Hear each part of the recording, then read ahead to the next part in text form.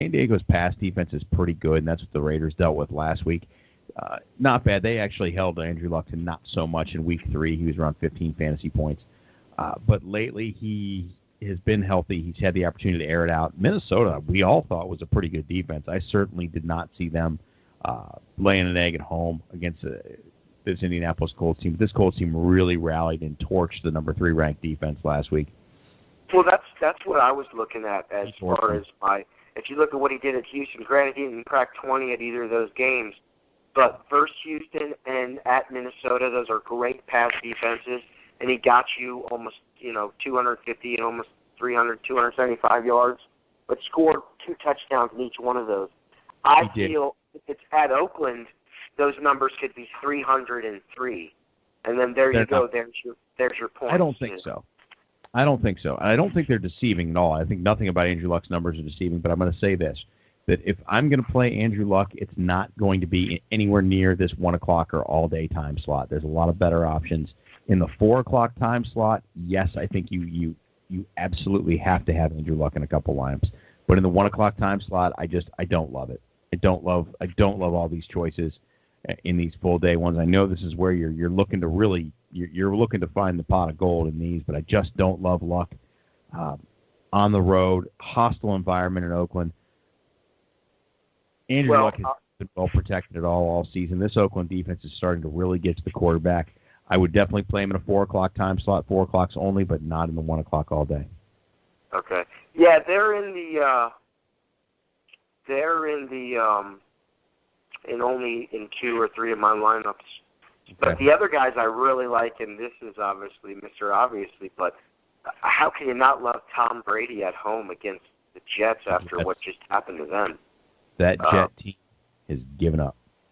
Yeah, but you know what? Their run defense is good enough to where you really are excited to start Tom Brady so he can pass. It's just a matter of who he's going to throw to if you want to start talking about the wide receiver stack. Obviously, Martellus Bennett seems to have faded out of the picture, so he's not a lock on the tight end connection. So he looked a little hobbled Sunday against Denver. What's that? He looked a little hobbled Sunday against Denver. I don't think Martellus Bennett's very healthy. He needs to get healthy. No, I think he's been hurt for a few weeks. So yeah, really. So again, you could hit on that Malcolm Mitchum wide receiver connection possibly, but I don't know. Like I said, it's always somebody different catching the ball. Well, let me say this about Tom Brady. Got 1 touchdown, 2 touchdowns all year. Brady had such a shitty week against Denver last week. He was so subdued. It was turn around and hand it off. Now they're going back to Foxborough. I'm going to have somebody check the weather here quickly and find out what we can expect in Foxborough this weekend. The Jets were shellacked. 1 o'clock. So it's not a 4 o'clock or a night game. No, that helps. It helps a lot. Yeah, I think so. Potential for what little sun they get up in New England this time of year. You might get a little bit on the field. So here we go. We're going to get that.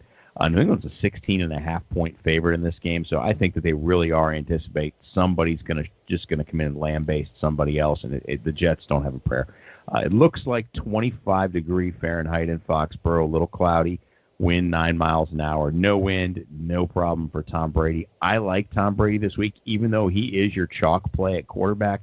The chalk play at quarterback last week wasn't wonderful. This week I think it is, and I think that Tom Brady's your must-start in the quarterback slot because you've got some room to make up gaps with running backs. You really do in wide receivers. So, yeah, don't be afraid to spend the 9 on Tom Brady this week. I'm going to build this lineup and go. I'm going to plug him in right here. When I was breaking down the wide receiver spot, I wasn't impressed with really anyone. Me neither.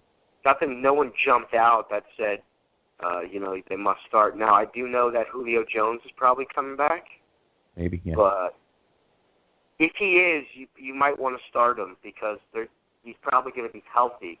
If he plays, there's no way they're bringing him back to I think he is healthy. I think that last week the plan of sitting Julio Jones from Dan Quinn and the Atlanta Falcons is that they're going to go play the San Francisco 49ers at home, and under no circumstance are they losing that game.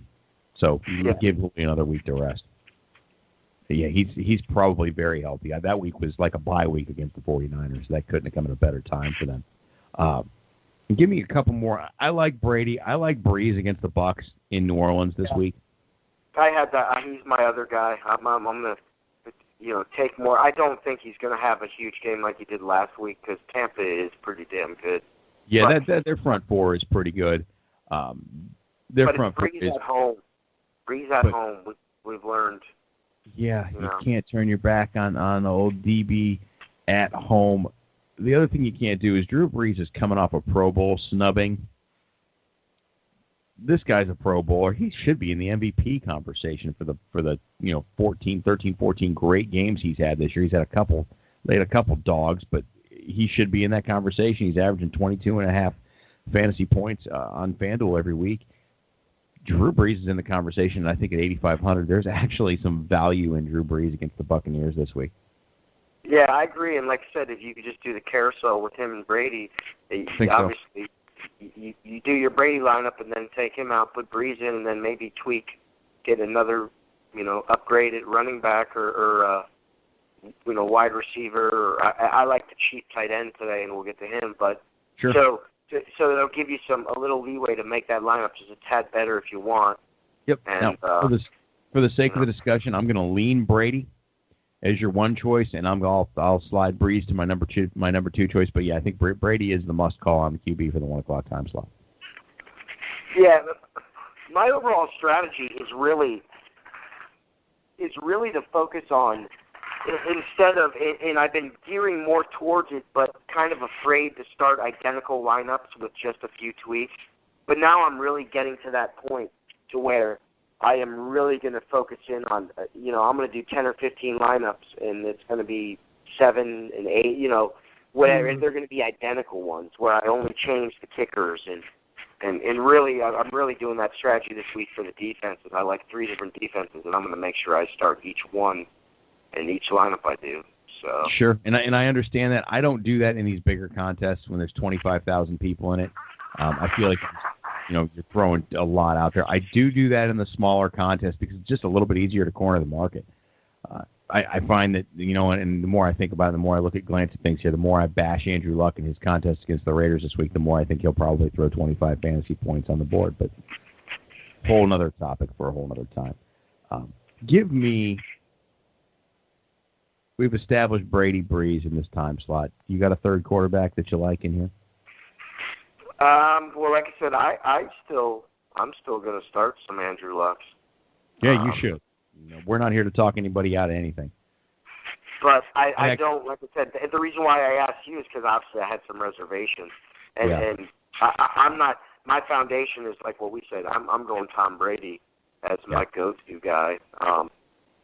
Yeah, he'll probably do, that's a better choice than last week's because they're not going to be able to really run the ball. You saw, even though the Jets gave up, dude, you can't score on them at the goal line. No, their front four is very good. Guys like Leonard Williams has played really well. Muhammad Wilkerson got a bunch of money, and if you ask Joey Peeps, the diehard Jet fan, he'll tell you Muhammad Wilkerson got a bunch of money and forgot how to tackle, and he's probably right. But Leonard Williams up front and a few of those other guys are really playing their ass off. They are playing with a little bit of pride, where the rest of that team, they can't wait to pack it in. Let me ask you this, man. Now, this is off the wall, but there's some opportunities at some cheaper plays this week. Do you even look in the direction of, and it's probably not necessary because of some of the dollar amounts, but do you look in the direction of a Matt Barkley this week? I don't know. It's, Cam did pretty well. It's at Chicago. I just wonder, again, the weather, especially obviously talking about the wind there. He did real well last week in the cold, so I'm not worried about that per se. But no, I mean he had to play from behind. I think sometimes when a young quarterback on a bad team has to play an Aaron Rodgers or a team that's going to light it up, but also has a bad defense, that's really a recipe for some success fantasy wise. And I even glanced at Matt Barkley last week and thought, how the hell are you going to start Matt Barkley? Well, what would be interesting to do is going with that because obviously he's producing. What if he gets in a shootout? You could get that fluky. He doesn't have to win, but he could get you 20-some points. If he does that, then you're good to go. Now imagine, how about this? What do you think about starting Tom Savage? He was the next question I had for you. He looked actually decent in the second half. He's a better quarterback than Brock Osweiler right now. Without a doubt. I think that this is one of those scenarios where your head coach, general manager have been staring at this for maybe, the first 4 weeks you let it play out, and then 4 weeks later you start going, the Osweiler's not very good, and then maybe you start seeing Tom Savage and you start inching him into the rep department and letting him know that, take a few more, get a few. He's not getting any with the first team, but this week he is. He's going to start against Cincinnati. That's going to be more of a challenge than Jacksonville, I think. But, boy, Tom Savage, the only reason why I think he hasn't gotten the sniff earlier is because they gave Osweiler $72 million. Yeah. That's it. Brock the Bandit. Doubt, yeah, that's obvious. That's it. That's the only reason. So, yeah, I'm not afraid of Tom Savage. I don't know that I'm going to rush to start him just because he's at $6,300. I don't know that you need to save that much money this week. No, my idea was if you're going to go with that price point, if you will, and you're going to start Barkley, well, then you might as well. Same logic, yeah. We start the exact same lineup and start him in it, too. So double down. Could. I just know that I know more about Matt Barkley than I do about Tom Savage. And now, after at least one half of football is on tape, the Cincinnati Bengals know at least that much more about Tom Savage, too. No, but the logic behind it for me is it almost hedges your bet at that to where, Yeah, you could take both sides of it. Marks.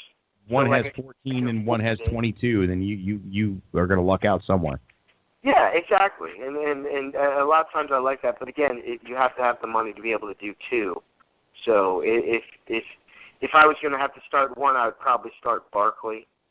But it wouldn't be a bad idea. Because other than that, I'm not starting Blake Bortles. No, I'm not. But Tom Savage might have enough value to help you chalk out on some good running backs, make you some space, and if you get a 15, 18-point day out of him, it might work out really well.